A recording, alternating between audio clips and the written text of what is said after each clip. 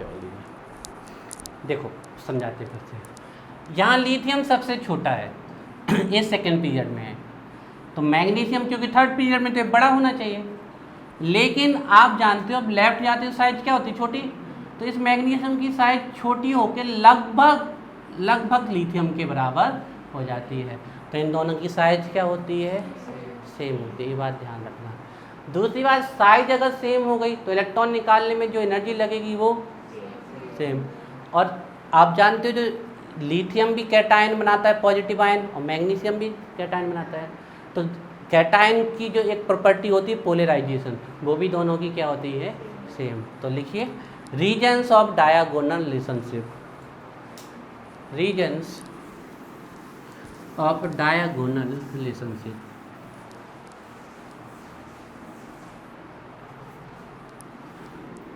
अगर आपने जी यहाँ से याद कर ली तो जब एस एंड पी ब्लॉक पढ़ोगे ना, तो आपको जैसे आपसे पूछ लेगा लिथियम और मैग्नीशियम का डायगोनल रिलेशनशिप बताइए विथ रीजन्स, तो डेफिनेशन यही लिख देना आप, और रीजन्स भी यही लिख देना। सिर्फ इन दोनों में सिमिलरिटीज आपको याद करनी पड़ेगी कि किन किन प्रॉपर्टी में सिमिलरिटी हो जाती है। जैसे कि दोनों ही एटमॉस्फेरिक नाइट्रोजन से क्रिया करके नाइट्राइड बना लेते हैं, दोनों ही जनरली कोवेलेंट कंपाउंड बनाते हैं, दोनों के जो हाइड्रोक्साइड होते हैं वो लीस्ट बेसिक होते हैं, ढेर सारी कैरेक्टरिस्टिक्स है, वो हम जब आपको टॉपिक पढ़ाएंगे तो बताएंगे उसको, ठीक है। तो reasons of diagonal relationship, reasons of diagonal relationship.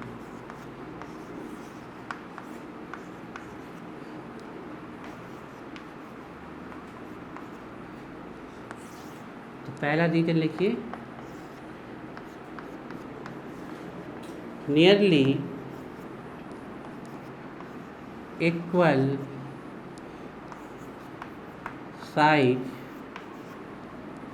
Of both elements. Both elements समझते हो आप लोग, ये जो डायगोनल रिलेशनशिप की जो जोड़े हैं ना, इन दोनों की बात कर रहे हैं। नियरली इक्वल साइज और radius of both elements. Second लिखिए nearly equal ionisation energy, electron affinity. देखो साइज अगर इनकी बराबर हो गई तो ये प्रॉपर्टी तो बराबर हो ही जाएंगी ना, ये साइज पे तो डिपेंड करती है। Electron and electronegativity,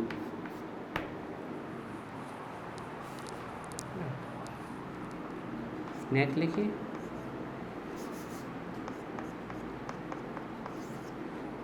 nearly equal polarisation power.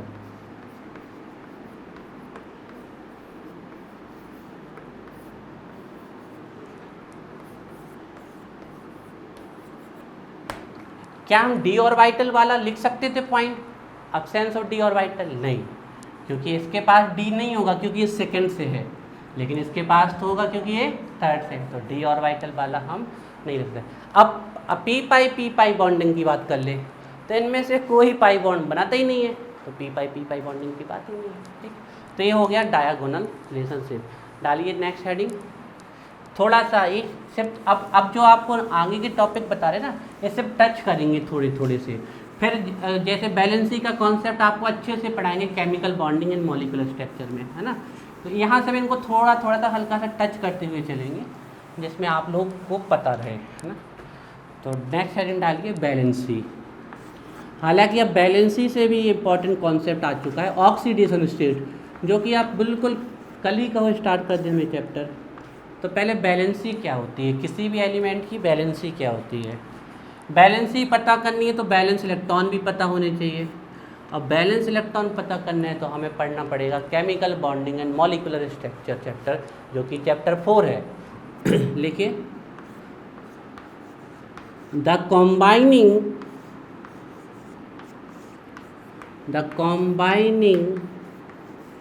capacity the combining capacity of an element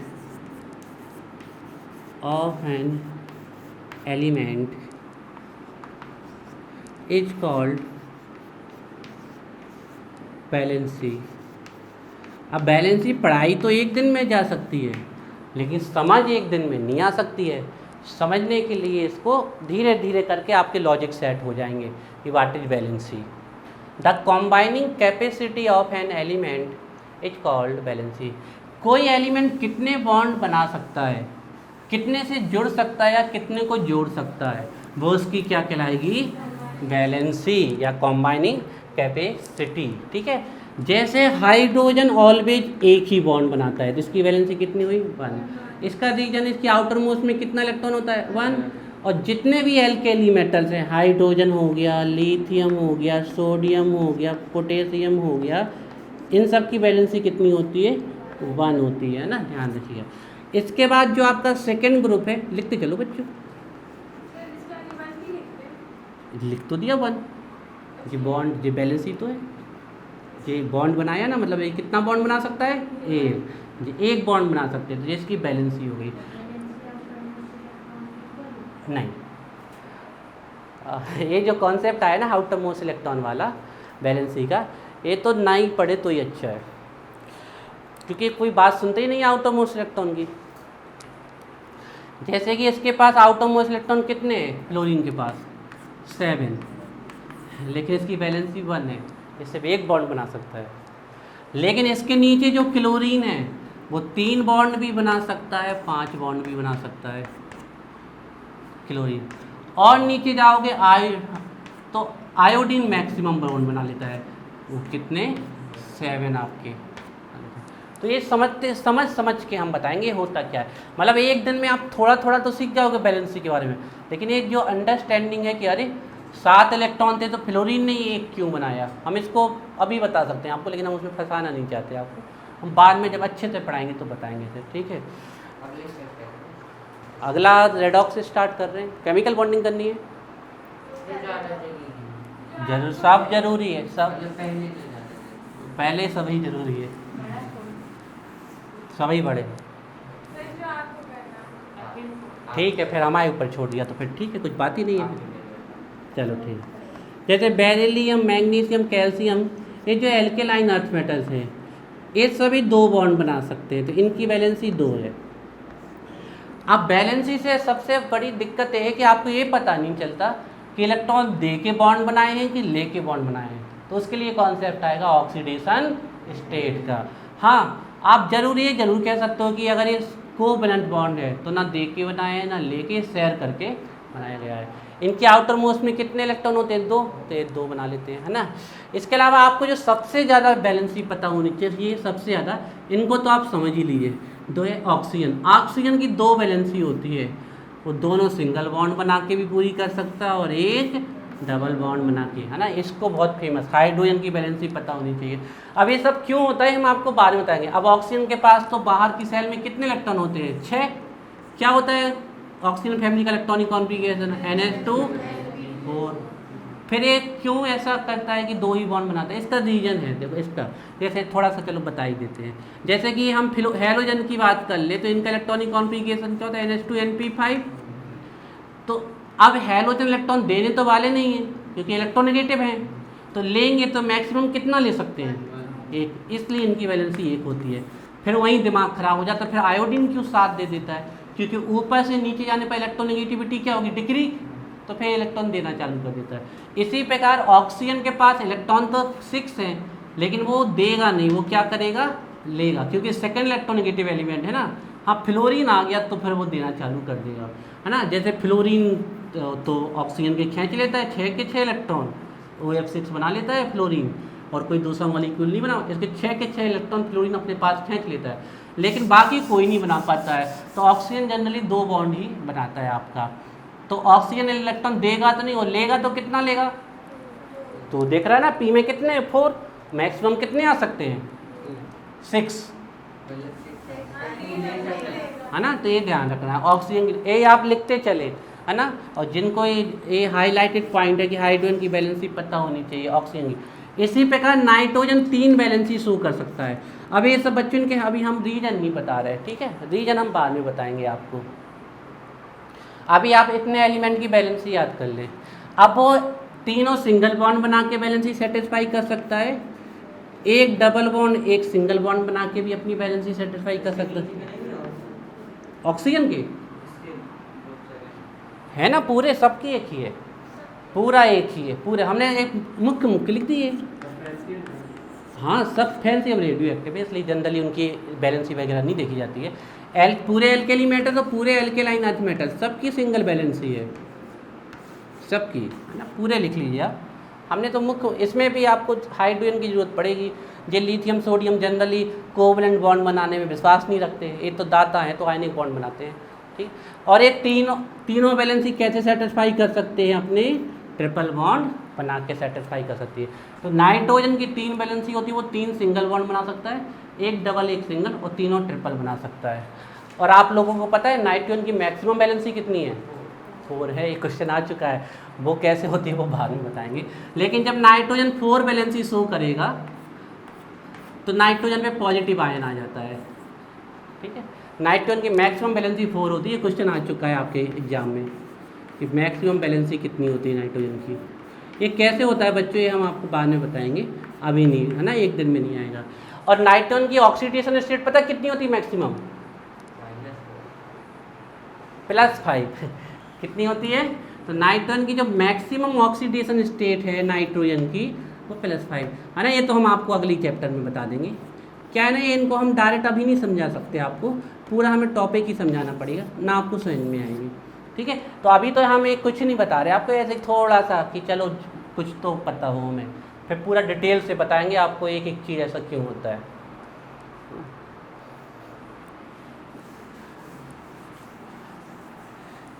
इसी प्रकार आपको कार्बन की भी बच्चों बैलेंसी पता होनी चाहिए। कार्बन की बैलेंसी होती है 4 ना, वेरी इंपॉर्टेंट, ध्यान रखिएगा। वो चारों सिंगल बॉन्ड बना सकता है, 2 डबल बॉन्ड बना सकता है, एक ट्रिपल बॉन्ड और एक सिंगल बॉन्ड। लेकिन चारों सिंगल बॉन्ड, चार सिंगल बॉन्ड तो बना सकता है, लेकिन 2 के बीच में 4 नहीं बना सकता, कि हम आपको बता चुके हैं कि 2 एलिमेंट के बीच में मैक्सिमम कितने बॉन्ड बन सकते हैं, 3, है ना, 3 से ज़्यादा नहीं बन सकते। तो इस प्रकार से नाइट्रोजन अपनी बैलेंसी सेटिस्फाई करता है, चारों सिंगल बॉन्ड बना सकता है। हाँ, ऐसा भी हो सकता था, एक ये भी हो सकता था कि वो एक डबल बॉन्ड बना ले और 2 सिंगल बॉन्ड बना ले, इट इज़ ऑल्सो पॉसिबल, ठीक है। तो एक कुछ बैलेंसी आपको याद रखनी है, कुछ, ठीक है, और फिर बाद में बताएंगे ऐसा होता क्यों है, ठीक है। इसी प्रकार थोड़े 1-2 की और देख लो, जैसे फॉस्फोरस है, फॉस्फोरस 3 बॉन्ड भी बना सकता है और 5 बॉन्ड भी बना सकता है ना।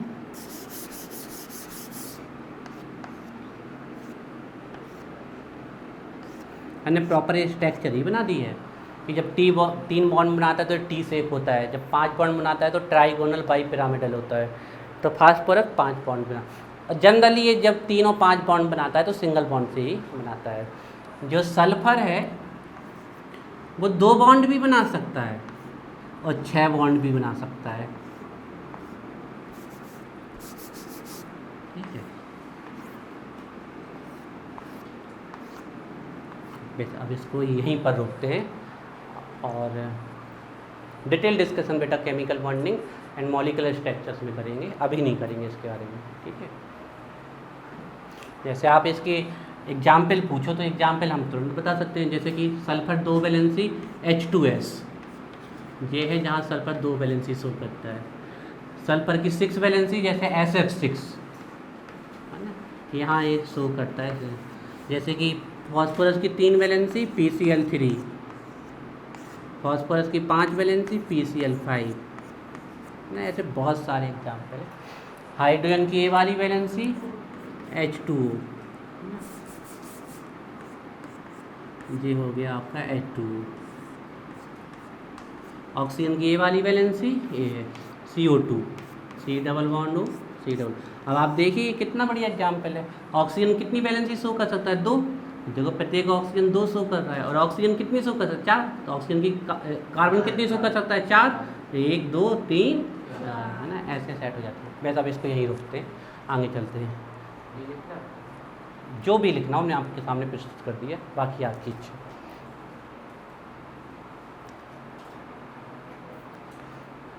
इन 3 की जरूर पता होनी चाहिए आपको। हाइड्रोजन की वैलेंसी होती है 1, ऑक्सीजन की वैलेंसी होती है 2, और कार्बन की वैलेंसी होती है 4, सॉरी, नाइट्रोजन की वैलेंसी होती है 3, एंड कार्बन की वैलेंसी होती है 4, है ना। इनिशियल हमें इन चारों की वैलेंसी पता होनी चाहिए। वैलेंसी मतलब ये 1 बॉन्ड बना सकता है मैक्सिमम, ये 2 बना सकता है, ये मैक्सिमम 4 बना सकता है, लेकिन जनरली 3 बनाता है, और कार्बन 4 ही बनाता है, 4 से ज़्यादा कभी नहीं बनाता है।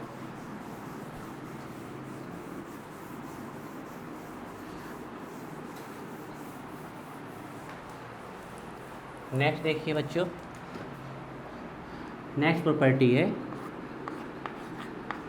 Metallic character.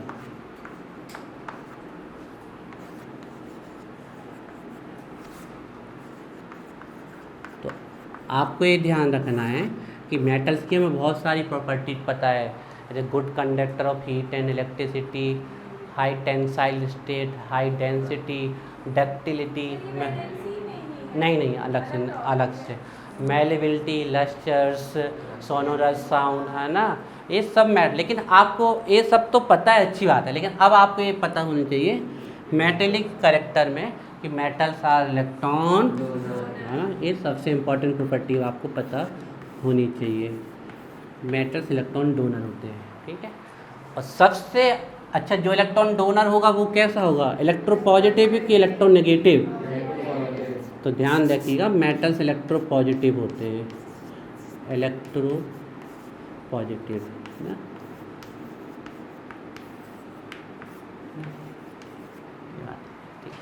मतलब ये इलेक्ट्रॉन देंगे तो इन पे कौन सा चार्ज आ जाएगा? पॉजिटिव चार्ज आ जाएगा, ठीक है। तो इलेक्ट्रोपॉजिटिव होते हैं, ठीक है। अब यहीं पर एक चीज़ और लिख सकते हैं, देखिए 2 फिनोमिना होते हैं, एक ऑक्सीडेशन का, एक रिडक्शन का।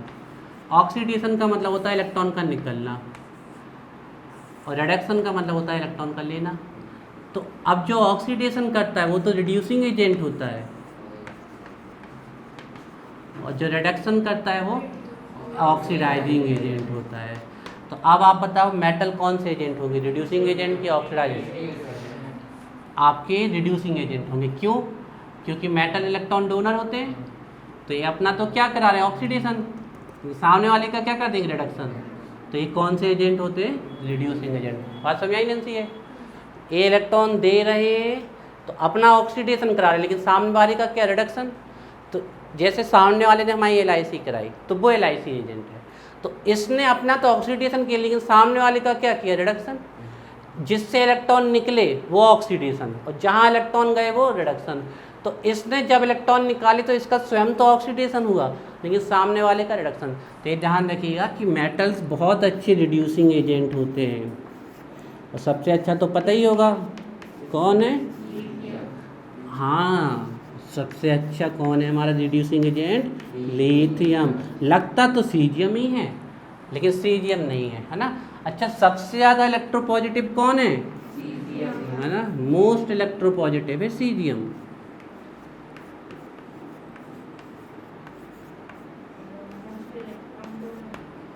मोस्ट इलेक्ट्रॉन डोनर भी सीजियम है गैसियस स्टेट में, और एक्वस सोल्यूशन में है लिथियम। हाँ, गैसियस स्टेट में सीजियम है और एक्वस सोल्यूशन में लिथियम, इसीलिए तो ये दोनों अलग अलग है। तो मोस्ट इलेक्ट्रोपॉजिटिव है सीजियम, ठीक है। एक बात और ध्यान रखिएगा, ये आपको मेटल के बारे में पता होनी चाहिए। वो क्या? जो मेटल ऑक्साइड होते हैं, बताओ मेटल के ऑक्साइड नेचर में एसिडिक होते हैं कि बेसिक? ना, फीलिंग तो एसिडिक की आती है, लेकिन ध्यान रखिएगा मेटल के ऑक्साइड बेसिक होते हैं, है ना, ध्यान रखिएगा, है ना। मेटल के ऑक्साइड बेसिक होते हैं। अब एग्जाम्पल से बता देते हैं आपको। अब आपको मेटल्स के बारे में इतनी बातें जान, और आपको एक ऐसा चमत्कारी वर्ड लिख के दे रहे कि कभी कोई पूछ ले कि ये मेटेलिक नेचर क्यों शो कर रहा है, कभी भी पूछ ले तो उसका आंसर आप लिख देना लो आयोनाइजेशन एनर्जी। क्योंकि कोई अगर इलेक्ट्रॉन दे रहा है तो उसके इलेक्ट्रॉन निकालने के लिए एनर्जी क्या चाहिए, बहुत कम। तो आपसे पूछ ले कि हैलोजन में आयोडीन पूरी हैलोजन फैमिली नॉन मेटल है, आयोडीन भी नॉन मेटल है, लेकिन आयोडीन में एक मेटेलिक करेक्टर पाया जाता है, that is shining surface, lustre पाया जाता है। उसका रीजन लो आयोनाइजेशन एनर्जी। ये आपका की पॉइंट है कि कभी भी कोई पूछ ले कि ये अच्छा मेटल क्यों है, तो जो जितना अच्छा मेटल होगा उसकी आयोनाइजेशन एनर्जी उतनी लो होगी। ठीक है, ये ध्यान रखें। अच्छा, मेटल के ऑक्साइड बेसिक होते हैं, हम प्रूव कर देते हैं। जैसे कि हम ये ले लें सोडियम ऑक्साइड। अब इसको आप पानी में घोलिए, वाटर में, तो देखिए बेस बना लेगा ये। इसको जैसे ही आप पानी में घोलोगे ये बना लेगा 2NaOH। देखिए ये है 2Na, एक OH ये हो गया और एक OH ये हो गया, तो 2Na 2OH। क्या, और आप जानते हैं सोडियम हाइड्रोक्साइड है वेल नॉन बेस, बहुत ही खतरनाक बेस है, बहुत कोरेसिव होता है, अगर स्किन पे पड़ जाए तो गड्ढा कर देता है, आपके बुंड्स क्रिएट कर देता है। तो हमने आपको एग्जांपल बताया कि मेटल ऑक्साइड क्या होते हैं, आपके बेसिक होते हैं। अब डालिए हेडिंग नॉन मेटेलिक करेक्टर।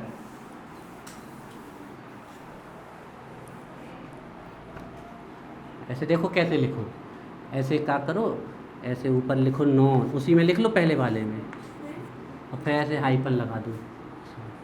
तो एक बार में दो काम, पेज भी बचेंगे, पेन भी बचेगा, सब कुछ। अब देखो जो डोनर लिखा, डोनर को मिटा दो कहीं पे, और गेनर लिख दो। जब एग्ज़ाम देना है तो पेंसिल लेके जानी है और इरेजर।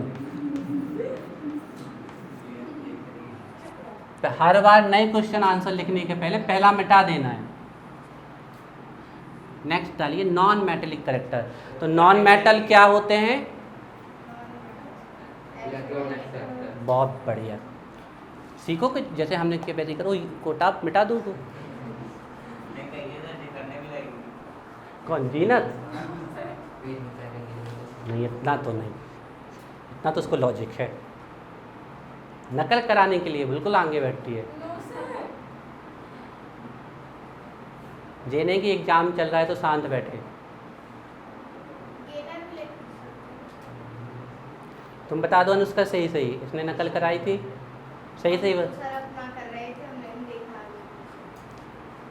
चलो ठीक, गलत बात है, हमें पता कैसे चलेगा कौन कितना पढ़ाई में कैसा है। नॉन मेटेलिक करेक्टर, तो ध्यान रखिएगा नॉन मेटल क्या होते हैं, इलेक्ट्रॉन एक्सेप्टर, और ये इलेक्ट्रो पॉजिटिव नहीं होते हैं, इलेक्ट्रोनेगेटिव होते हैं। इलेक्ट्रॉन लेंगे तो कौन सा चार्ज आएगा, बहुत बढ़िया। और आप जानते हैं कि मोस्ट इलेक्ट्रोनेगेटिव कौन है, फ्लोरीन। ठीक है, आपसे कोई मोस्ट इलेक्ट्रोपॉजिटिव ग्रुप पूछ ले तो मोस्ट इलेक्ट्रोपॉजिटिव ग्रुप कौन है, ग्रुप 5 एल्केली मेटल। और मोस्ट इलेक्ट्रोनेगेटिव ग्रुप पूछ ले, है ना, तो हम आपको ये एक ही चीज़ एक हम अभी लिख देंगे बाद में, पहले इतना लिख लीजिए। तो इलेक्ट्रोनेगेटिव होते हैं, बताओ इलेक्ट्रॉन लेंगे तो अपना तो रिडक्शन कराएंगे, लेकिन सामने वाले का, बहुत बढ़िया। तो ये ऑक्सीडाइजिंग एजेंट होते हैं, ऑक्सीडाइजिंग एजेंट होते हैं।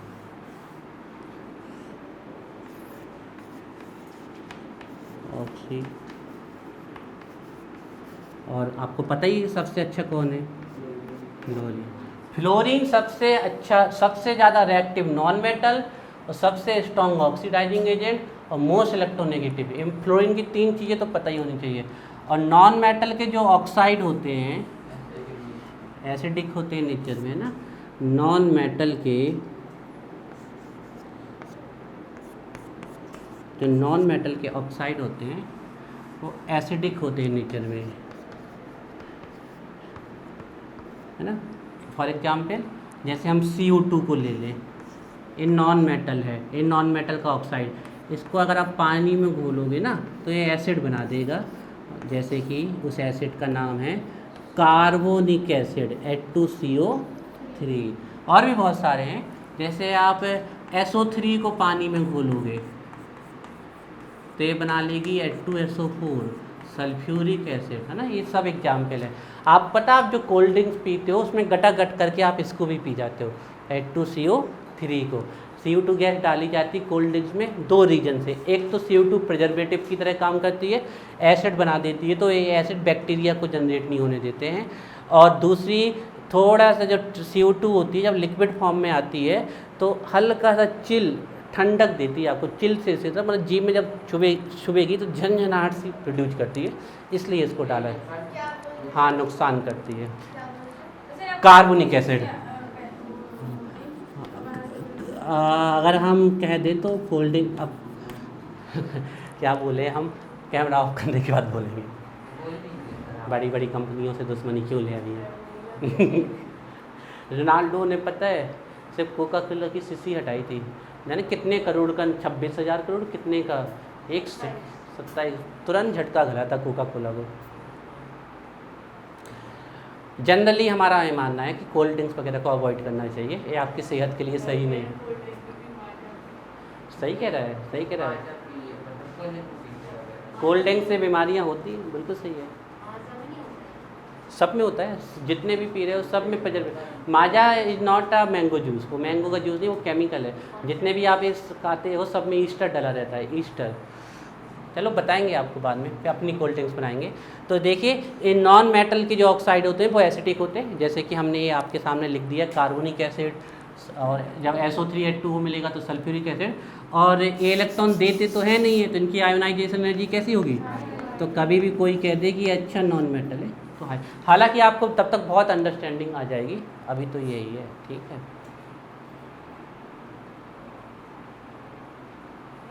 अब हम आपको एक छोटी सी चीज़ लिख दें,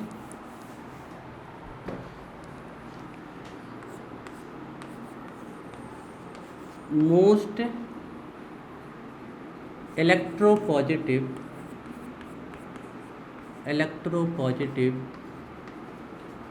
मेटल, या आप हिंदी में लिख लीजिए सबसे अच्छे मेटल। जो सबसे अच्छे मेटल हैं आपके,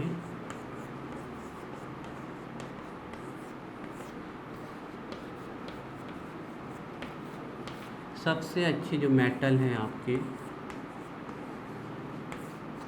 जानते हैं वो कौन है। लीना की रब से फरियाद।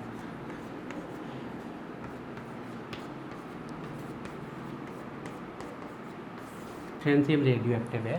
तो सबसे अच्छे मेटल हैं आपके, ध्यान रखिएगा, लीना की रब से फरियाद। तो मोस्ट इलेक्ट्रोपॉजिटिव मेटल ये होते हैं आपके। दूसरा देखिए, अब मोस्ट इलेक्ट्रोनेगेटिव मेटल नहीं लिखेंगे हम, मोस्ट इलेक्ट्रोनेगेटिव मेटल, या सबसे अच्छे जो नॉन मेटल है। आपसे कोई पूछ ले कि सबसे रिएक्टिव मेटल कौन है, तो वो कौन है, ये most electropositive metal and most reactive metal, metal. इनको छूने से भी डरते हैं लोग कि कहीं हाथ में पसीना सीना होगा, स्वेट वगैरह होगा तो जला देंगे हमें। लिथियम को मत छू लेना गीले हाथ से, सोडियम को गीले हाथ से मत छूना, ना पोटेशियम को, ना रूबिडियम को, आग पकड़ लेंगे, आग फायर कैच करते हैं, ध्यान रखिएगा। Most electronegative metal, most metal नहीं, नॉन मेटल, मोस्ट इलेक्ट्रोनेगेटिव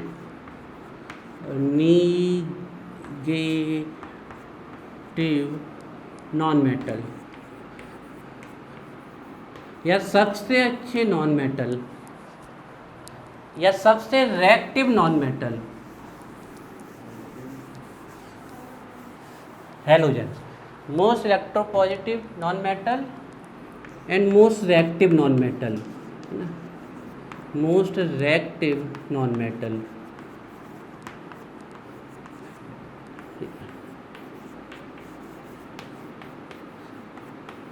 है ना, फ्लोरीन की तो रिएक्शन तक नहीं कराते हैं लोग, विस्फोट हो जाता है उसमें, है ना। फसल ब्राइट,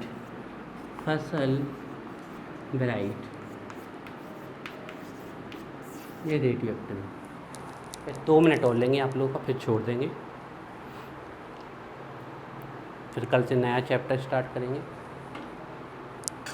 ठीक है, चैप्टर को समाप्त करते करते एक जनरल ट्रेंड देख लेते हैं हम।